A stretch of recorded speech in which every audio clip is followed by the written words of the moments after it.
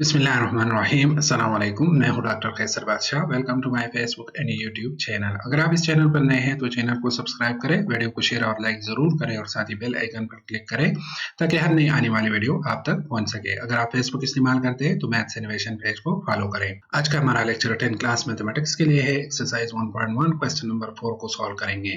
Question number 4 है find all solutions to the following question. हमें question given है, quadratic equation है और इसको हमने सॉल्व करना है, इसके सॉल्यूशंस को फाइंड करना है। अब यहाँ पर ये बात नोट कर ले कि यहाँ पे हमें कोई मेथड मेंशन नहीं है कि आप इसको क्वाड्रेटिक फार्मूले से सॉल्व कर ले या आप इसको फैक्टराइजेशन मेथड से सॉल्व कर ले या आप इसको कंप्लीटिंग द स्क्वायर मेथड से सॉल्व कर ले। इसको हम क्वाड्रेटिक फार्मूले से सॉल्व करेंगे क्योंकि ये सबसे पावरफुल मेथड है और सबसे इजी भी है। इससे जो पिछला हमारा लेक्चर है वहां पर मैंने इसको तीनों मेथड से सॉल्व किया है। क्वेश्चन नंबर 4 के फर्स्ट पार्ट को, उसका लिंक ऊपर गिवन है, वहां से आप उसको देख सकते हैं। लेकिन जो सबसे इजी मेथड है और जो सबसे पावरफुल मेथड है वो क्वाड्रेटिक फार्मूला है, तो इसलिए हम इसको भी क्वाड्रेटिक फार्मूले से सॉल्व करेंगे। क्वाड्रेटिक फार्मूले के बारे में भी मेरा डिटेल लेक्चर है, उसका लिंक ऊपर गिवन है, वहां से आप उसके प्रूफ और क्वेश्चन देख सकते हैं। यहाँ पे हमें क्वेश्चन गिवन है r square plus 4r plus 1 is equal to 0। सबसे पहले हम जब भी किसी क्वाड्रेटिक इक्वेशन को सॉल्व करते हैं बाय क्वाड्रेटिक फार्मूला, तो हम उसको कंपेयर करते हैं क्वाड्रेटिक इक्वेशन के स्टैंडर्ड फॉर्म के साथ। और क्वाड्रेटिक इक्वेशन के जो स्टैंडर्ड फॉर्म है वो हमारे पास है ax square plus bx plus c is equal to 0। यहाँ पर हमारे पास a b c जो है वो कांस्टेंट है और x हमारे पास वेरिएबल है। तो इसके साथ जब हम इसको कंपेयर करेंगे तो हमारा जो इक्वेशन है आर स्क्वायर, इसके साथ हमारे पास यहाँ पे जो कांस्टेंट है 1, बेसिकली यहाँ पर 1 मौजूद है लेकिन 1 चूंकि मल्टीप्लिकेटिव आइडेंटिटी और उसको हम नहीं लिखते, लिहाजा यहाँ पे इस वजह से जो क्वेश्चन गिवन है वहां पे नहीं लिखा हुआ। आप इसको लिख सकते हैं और ये मैं समझाने के लिए लिख रहा हूं, अगर आप ना भी लिखे तो उससे कोई फर्क नहीं पड़ता। तो ये हमारे पास 1r स्क्वायर है प्लस 4r और प्लस 1 इज इक्वल टू 0। अब इसको हम कंपेयर करेंगे तो हमारे पास जो x स्क्वायर का कोएफिशिएंट है a, यहाँ पे हमारे पास r स्क्वायर का जो कोएफिशिएंट है वो 1 है, तो a की वैल्यू हमारे पास हो जाएगी 1। सिमिलरली अगर आप यहाँ से x का कोएफिशिएंट कंपेयर कर ले तो x का कोएफिशिएंट हमारे पास b है और यहाँ पे r का कोएफिशिएंट हमारे पास r है, तो b की वैल्यू हमारे पास हो जाएगी 4। और सिमिलरली हमारे पास जो कांस्टेंट टर्म है c, और यहाँ पे जो हमारा गिवन इक्वेशन है वहां पे कांस्टेंट टर्म हमारे पास 1 है जिसके साथ कोई वेरिएबल नहीं है, तो हमारे पास c की वैल्यू हो जाएगी 1। अब a b c की वैल्यू हम क्यों यहाँ से फाइंड करते हैं, क्योंकि जो हमारे पास क्वाड्रेटिक फार्मूला है उसको जो हमने प्रूफ किया हुआ है वो हमने इस क्वाड्रेटिक इक्वेशन के जनरल फॉर्म जो है स्टैंडर्ड क्वाड्रेटिक इक्वेशन से हमने प्रूफ किया हुआ है और वो डिफाइन है in term of a b और c। इसलिए यहाँ से हम a b c की वैल्यूज फाइंड करते हैं और उसको क्वाड्रेटिक फार्मूले में सब्स्टिट्यूट कर देते हैं। अब यहाँ से आप वैल्यूज सब्स्टिट्यूट कर दें तो ये माइनस जो है ये फार्मूले का है, b की वैल्यू हम 4 फुट कर देंगे प्लस माइनस b स्क्वायर, तो b की वैल्यू हमारे पास 4 है, 4 स्क्वायर माइनस 4, a की वैल्यू भी हमारे पास 1 है और c की वैल्यू भी 1 है, तो दोनों की वैल्यू 1 पुट कर देंगे डिवाइड बाय 2a और यहाँ पे a की वैल्यू हमारे पास 1 है। अब इसको हम सिंप्लीफाई करेंगे तो सिंप्लीफिकेशन से हमारे पास क्या आएगा कि r is equal to -4 plus minus 4 square से 16 आएगा और -4 1 जार 4 और 4 1 जार 4 डिवाइड बाय 2 1 जार 2। अब इसको सॉल्व करें तो 16 से आप 4 माइनस कर दे, आपके पास आ जाएगा 12। तो -4 प्लस माइनस 16 -4 से हमारे पास आंसर आता है 12 डिवाइड बाय 2।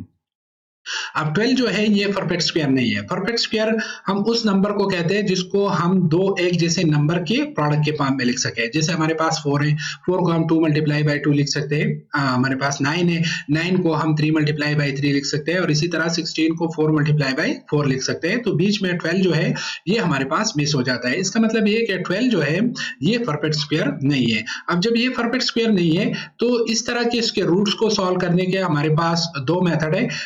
आप सबसे पहले जो हमारे पास मेथड है उसको हम ये करते हैं कि ये जो हमारे पास 12 है इसको हम प्राइम फैक्टराइजेशन की फॉर्म में लिखते हैं, यानी इसके जितने भी प्राइम फैक्टर है उसके प्रोडक्ट की शक्ल में लिखते हैं। अब देखिए 12 को हम लिख सकते हैं 2 multiply by 2 multiply by 3, 2 2 jar 4 और 4 3 जार 12। अब 2 भी प्राइम नंबर है, ये 2 भी प्राइम नंबर है और ये 3 भी हमारे पास क्या है, प्राइम नंबर है। अब जब इसके रूट के अंदर हमारे पास इस तरह के पेयर्स आ जाते हैं तो ये पेयर को हम यहाँ से एक वैल्यू को बाहर निकाल सकते हैं। तो ये हमारे पास हो जाएगा -4 प्लस माइनस इन दो, ये जो हमारे पास 2 का फेयर है यहाँ से एक 2 बाहर आ जाएगा और 3 का चूंकि फेयर नहीं है इसके साथ एक और 3 नहीं है मल्टीप्लिकेशन की फॉर्म में, तो ये स्क्वायर रूट के अंदर रहेगा और डिवाइड बाय 2।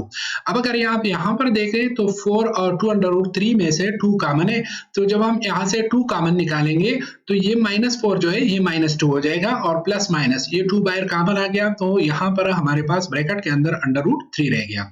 अब इसको आप दोबारा चेक कर लें कि आपने जो कैलकुलेशन की है वो सही है कि नहीं है।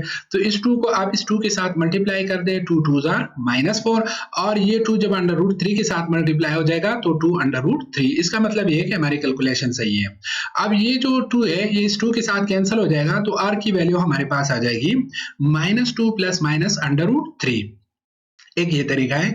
अगर आप को ये इजी नहीं लगता, मुश्किल लगता है, तो आप इसको इस तरह भी सॉल्व कर सकते हैं कि यहाँ पे जो 12 है, यहाँ पे अंडर रूट के अंदर जो भी नंबर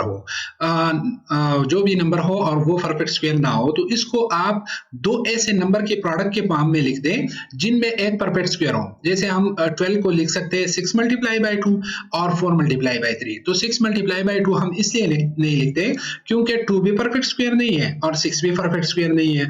यानी आप दो ऐसे नंबर्स नहीं ढूंढ सकते जिसको मल्टीप्लाई करें और आपके पास आंसर जो है वो 6 आ जाए। तो इसलिए हमने 12 को यहाँ पर लिख दिया 4 मल्टीप्लाई बाई 3।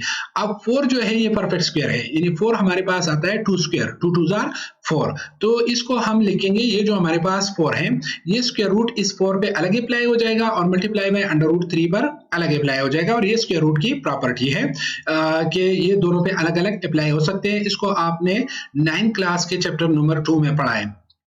अब ये जो हमारे पास 4 है, इस 4 को हम 2 स्क्वायर लिख देंगे। -4 प्लस माइनस इस 4 को अंडर रूट 4 को हम 2 स्क्वायर लिख देंगे और ये बाकी चीजें जो है ये सिमिलरली इसी तरह रहेंगी। अब यहाँ से अगर आप देखें -4 plus minus under root 2 square और ये हमारे पास 3 है, तो ये स्क्वायर और स्क्वायर रूट कैंसिल हो जाएंगे, तो ये हमारे पास आ जाएगा -4 प्लस माइनस 2 अंडर रूट 3। अब यहाँ पर ये बात नोट कर ले, जैसे पिछले स्लाइड में मैंने बताया था कि आपने ऐसे दो नंबर्स लिखने जिनमें से कम एक जो है वो परफेक्ट स्क्वायर हो। तो उसकी रीजन ये है कि जो परफेक्ट स्क्वायर होगा वो स्क्वायर रूट से बाहर आ जाएगा, क्योंकि हम उसको स्क्वायर की फॉर्म में लिख देंगे। तो इस वजह से हम जो है जो भी नॉन परफेक्ट स्क्वायर नंबर हो और उसको हम स्क्वायर रूट से बाहर उनमें से कुछ पार्ट निकालते, तो हम कोशिश ये करते हैं कि उसको हम दो ऐसे नंबर की प्रोडक्ट की फॉर्म में लिखते हैं जिनमें से कम एक जो है वो परफेक्ट स्क्वायर हो। अगर ऐसा हम नहीं लिख सकते तो फिर लिखने की जरूरत कोई फायदा नहीं है, क्योंकि वो कैलकुलेट नहीं होगी, वो स्क्वायर रूट से बाहर नहीं आ सकता। फिर अब यहां से आप सिमिलरली 2 को कॉमन ले, जैसे पिछले स्लाइड में मैंने इसको एक्सप्लेन किया था, ये -4 प्लस माइनस 2 अंडर रूट 3, यहां से 2 हम कॉमन ले सकते हैं। तो जब हम यहां से 2 कॉमन लेंगे तो ये हमारे पास -2 और प्लस माइनस अंडर रूट 3, पिछले स्लाइड में मैंने इसको डिटेल के साथ एक्सप्लेन कर दिया। अब ये 2 2 के साथ कैंसिल हो जाएगा, तो r की वैल्यू हमारे पास आ जाएगी -2 प्लस माइनस अंडर रूट 3। अब पिछली स्लाइड में जो दूसरे मेथड से मैंने एक्सप्लेन किया था वहां पे भी हमारे पास r की value -2 plus minus under root 3 है। तो आपको जो मेथड इजी लगे उसी से आप सॉल्व कर ले, या इस मेथड से सॉल्व कर दे जो एक नंबर परफेक्ट स्क्वायर हो, या आप प्राइम फैक्टराइजेशन वाले मेथड से सॉल्व कर दें। अब ये जो r है इसकी दो वैल्यूज हमारे पास आती है, -2 प्लस अंडर रूट 3 और दूसरी वैल्यू हमारे पास आएगी -2 माइनस अंडर रूट 3। तो हमारे पास जो सोल्यूशन सेट है उसमें दो वैल्यूज आते हैं, -2 प्लस अंडर रूट 3 और दूसरी वैल्यू हमारे पास आती है -2 माइनस अंडर रूट 3।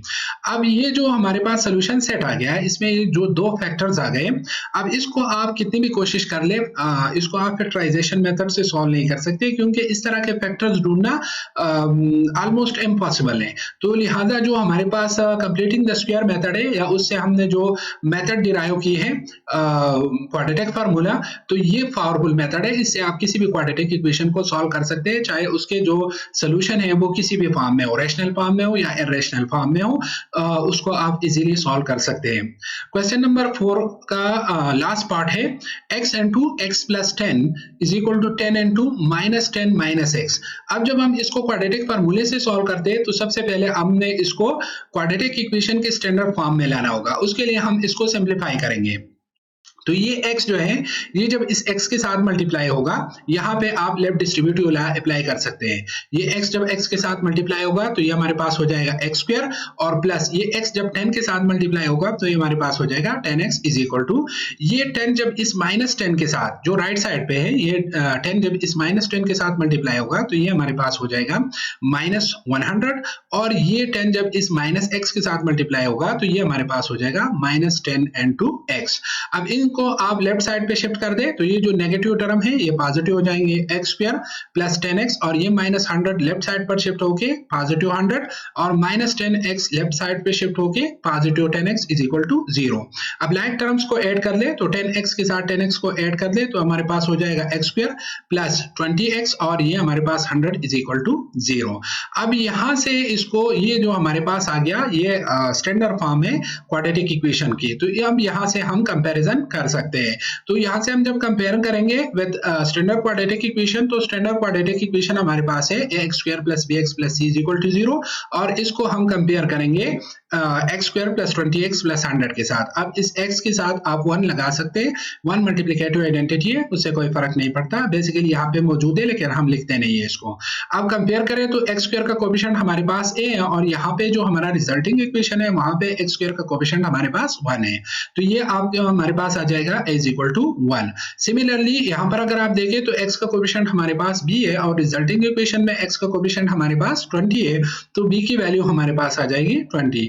और इसी तरह अगर आप c के को कंपेयर कर ले तो c की वैल्यू हमारे पास आ जाएगी 100। अब ये जो a b c की वैल्यूज आ गई, इसको हम क्वाड्रेटिक फार्मूले में पुट करेंगे और वहां से हम सोल्यूशन की वैल्यूज फाइंड करेंगे। तो इसको जब हम पुट करेंगे क्वाड्रेटिक फार्मूले में, क्वाड्रेटिक फार्मूला हमारे पास है minus b plus minus under root b square minus 4ac divide by 2 है। अब यहाँ से b की वैल्यू पुट कर दे 20, तो ये हमारे पास हो जाएगा -20 प्लस माइनस b की वैल्यू 20 पुट कर दे तो 20 स्क्वायर माइनस 4, a की वैल्यू हमारे पास 1 है और c की वैल्यू हमारे पास 100 है, और इसी तरह 2 इंटू a की वैल्यू हमारे पास 1 है। जब इसको सिंप्लीफाई करेंगे तो -20 प्लस माइनस 20 स्क्वायर से हमारे पास 400 आता है, माइनस 4 इंटू 1 4 और मल्टीप्लाई बाय 100, ये हमारे पास 400। अब इसको जब सिंप्लीफाई करेंगे तो 400 माइनस 400 से हमारे पास आ जाएगा 0। तो 0 -20 प्लस माइनस अंडर रूट 0, और 0 का अंडर रूट 0 के इक्वल होता है, तो हमारे पास आंसर आ जाएगा -20 डिवाइड बाय 2। अब 20 को 2 से डिवाइड कर दे तो आंसर हमारे पास आ जाएगा -10। तो सोल्यूशन सेट में हमारे पास a की वैल्यू आ गई -10। अब क्वेश्चन हमारे पास ये है कि क्वाड्रेटिक इक्वेशन के सॉल्यूशंस 2 आते हैं, और यहाँ पे हमारे पास जो सोल्यूशन है वो एक वैल्यू आ गई। तो उसकी रीजन ये है कि इसके दोनों सोल्यूशन सेम है, यानी x की दोनों वैल्यूज हमारे पास क्या आती है -10, और इसको आप फैक्टराइजेशन से कर ले या आप इसको कंप्लीटिंग स्क्वायर से कर ले तो आपके पास ये होल स्क्वायर बन जाएगा। होल स्क्वायर बन जाएगा तो वहां से भी आपके पास वैल्यू जो है यानी x minus x plus 10 whole square is equal to 0 हो जाएगा, और वहां से भी आप वैल्यू जब फाइंड करेंगे तो x की वैल्यू आपके पास -10 आएगी। तो यहाँ पे बेसिकली वैल्यूज 2 है, लेकिन चूंकि दोनों सेम है और सेट में हम एक ही वैल्यू लिखते हैं तो लिहाजा सोल्यूशन सेट में हम सिर्फ -10 लिखेंगे। यहाँ तक हमारा लेक्चर कंप्लीट हो गया। नेक्स्ट लेक्चर में हम इंशाल्लाह एक्सरसाइज 1.1 के क्वेश्चन नंबर 5, 6 और क्वेश्चन नंबर 7 को सॉल्व करेंगे।